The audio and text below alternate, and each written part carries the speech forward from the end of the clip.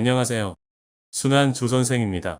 오늘 영상에서는 경제 사이클에 대해서 이야기해보고 각 경제 사이클에서 어떤 투자 스탠스를 취하면 좋은지에 대해서 이야기해 보도록 하겠습니다.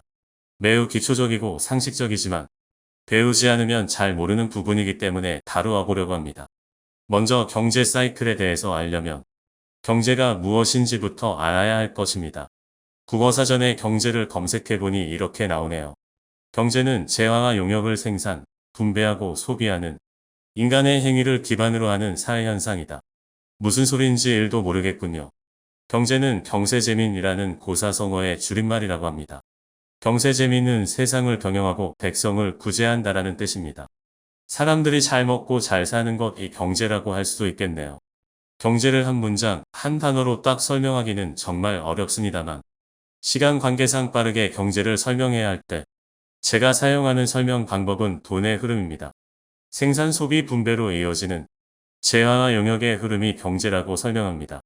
경제가 좋다는 것은 돈의 흐름이 원활하다는 것이고 경제가 안 좋다는 것은 돈의 흐름이 꽉 막혀 있다고 할 수 있겠네요. 디테일한 부분에 대해서는 차이가 있을 수 있으나 일단 경제에 대한 설명은 이 정도로 넘어가도록 하겠습니다. 세상을 경영하고 백성을 구제하는 경제가 항상 술술 풀리면 좋겠지만 안타깝게도 역사적으로 보았을 때 경제가 항상 술술 풀리지만은 않습니다. 경제는 사이클이 존재합니다. 흔히 말하는 경제 호황과 경제 불황이 번갈아 나타나는 것이죠. 경제 사이클이 어떻게 변하는지 살펴보면 다음 그림과 같습니다. 영상을 만들고 있는 현재 우리 경제가 힘든 시기이기 때문에 현재가 경기 저점이었으면 좋겠다는 생각으로 경기 저점부터 설명을 시작하도록 하겠습니다. 경제가 안 좋으면 정부는 경제를 살리기 위해 여러 가지 액션을 취합니다. 금리 인하, 지급 준비율 인하, 자산시장의 규제 완화, 고용 창출을 위한 대규모 SOC 사업 등등 시장에 돈을 풀고 사람들의 소비를 일으키기 위한 노력을 합니다. 하지만 바로 반응이 오지는 않죠. 그래서 정부는 계속 돈을 풀어서 시장에 공급합니다. 드디어 경제가 저점을 찍고 반등을 시작합니다. 이제 경제는 경기 회복기에 들어섭니다. 사람들이 조금씩 지갑을 열고 소비가 살아납니다. 소비가 살아나니 기업의 매출과 이익이 상승합니다. 기업의 매출과 이익이 상승하니 기업이 사람을 더 뽑습니다. 일자리가 많이 생기고 사람들의 소비가 또 늘어납니다. 기업의 매출과 이익이 다시 증가하는 선순환이 일어나고 부동산 가격과 주식시장 등 자산 가격도 올라갑니다.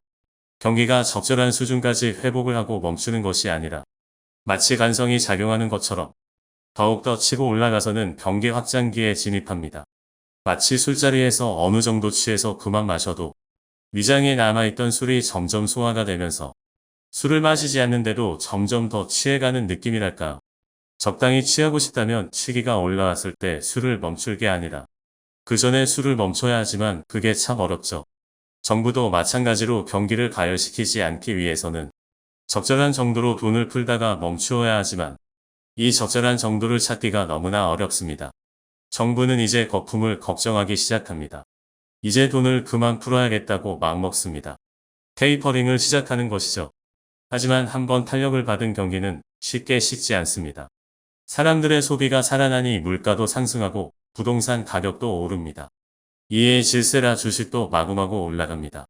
사람들은 포모에 휩싸여 주식과 부동산 등 자산시장에 뛰어들죠. 테이퍼링 정도로 경기가 식지 않자 정부는 더 강력한 스탠스를 취합니다.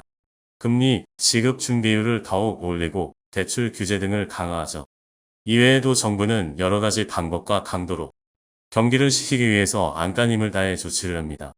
경기가 살아나면 좋은데 왜 정부가 긴축을 할까요?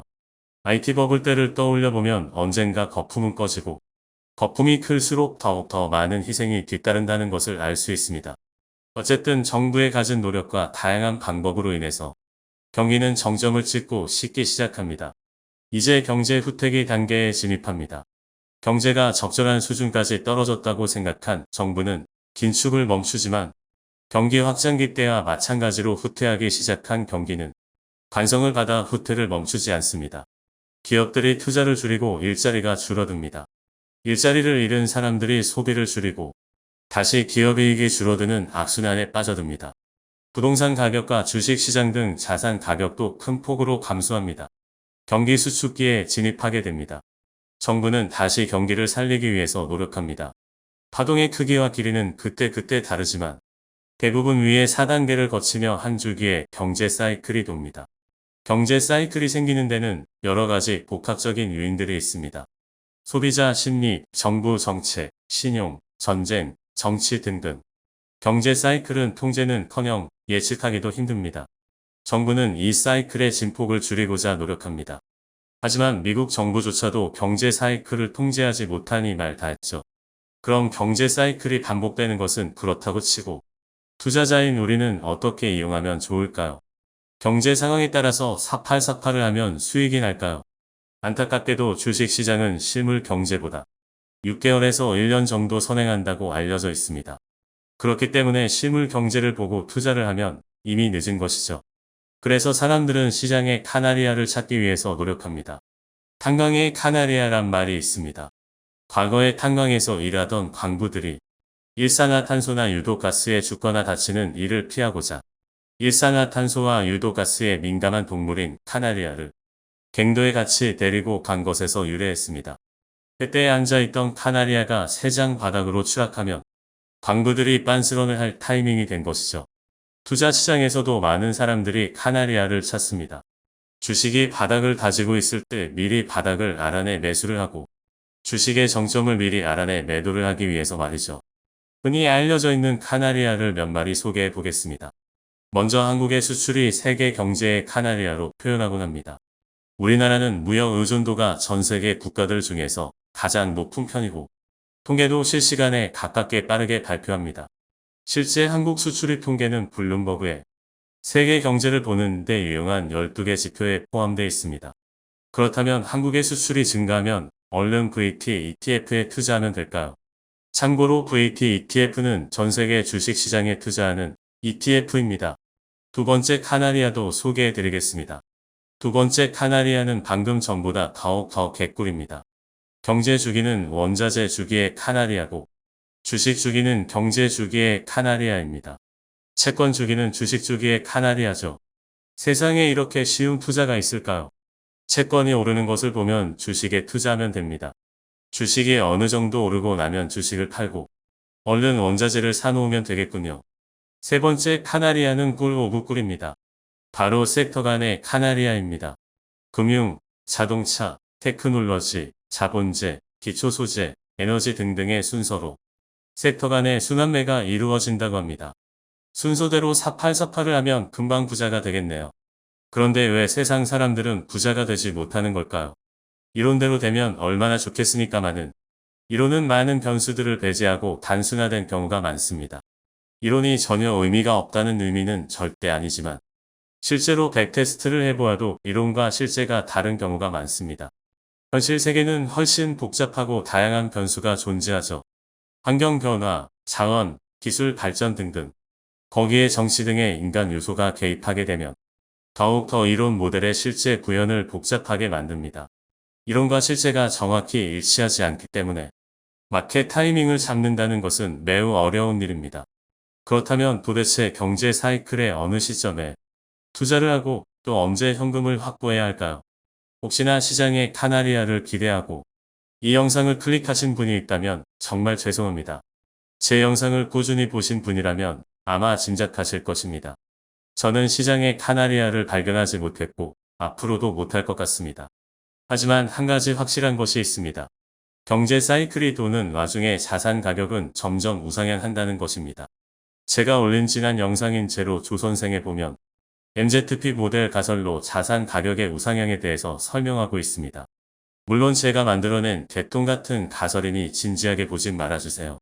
어쨌든 자본주의 사회에서는 정부가 돈을 풀고 화폐의 가치가 떨어지면서 물가와 자산의 가치는 올라갑니다. 사과가 지구의 중심을 향해서 떨어지듯이 화폐의 가치는 하락하고 자산의 가격은 우상향하는 것입니다. 하지만 마켓 타이밍을 잡기는 요원합니다.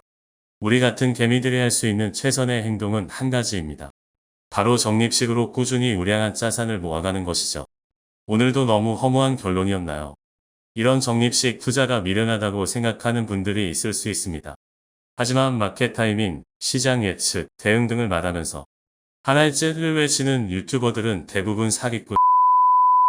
위에도 언급했듯이 미국의 정부와 연준도 경제 사이클을 예측하고 대응하려는 노력을 하지만 실패하거나 늦장 대응하는 경우가 매우 많습니다. 그런데 개미 투자자들이 그걸 한다고요? 저는 경기 예측과 대응을 포기한 지 오랜지입니다. 추운 겨울을 나면 언젠가는 따뜻한 봄이 오고 봄 다음에는 여름, 가을, 그리고 또다시 추운 겨울이 오듯이 우리 같은 개미들은 경제 사이클의 순환이 계절의 변화처럼 당연하다고 여기는 게 속이 편합니다. 차이가 있다면 계절의 변화는 그래도 1년의 주기를 갖지만 경제 사이클은 그 주기마저도 지멋대로라는 게 다르네요.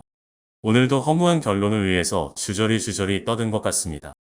이 영상을 시청하시는 모든 분들이 자신이 원하는 경제적 목표에 도달하였으면 합니다. 오늘도 좋은 하루 보내시고 영상 봐주셔서 감사합니다. 순한 조선생이었습니다.